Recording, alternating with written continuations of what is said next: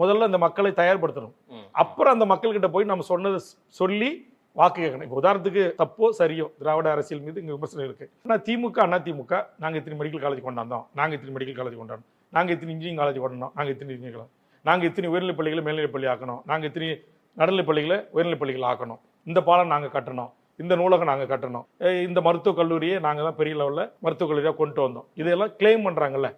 அதே மாதிரி இன்னைக்கு விஜய் அவர்கள் இந்த மக்களுக்காக வந்து நான் வந்து இந்த மக்களுக்காக ரத்தம் செஞ்சிருக்கேன், ஜெயிலுக்கு போயிருக்கேன், மக்களுக்காக நான் போராடி இருக்கேன், மக்களோட நான் நின்றுருக்கேன், ஆக நான் ஒரு நடிகனாக இருந்தாலும் மிகப்பெரிய புகழ்பெற்றவனாக இருந்தாலும் பொருளீட்டக்கூடியவனாக இருந்தாலும் இந்த மக்களுடைய இன்ப துன்பங்களில் நான் சமபங்கு எடுத்து இந்த மக்களோடு களத்தில் 10 ஆண்டு காலம் நின்று போராடி இருக்கிறேன், எனக்கு ஒரு வாய்ப்பு கொடுங்க அப்படின்னு விஜய் அவர்கள் கேட்க வருவார் என்று சொன்னால் வேல்முருகனும் விஜயோடு கைகோர்த்து அண்ணன் சீமானோடு களத்தில் நின்று அவரோடு போராடுவதற்கு நான் தயாராக இருக்கேன்.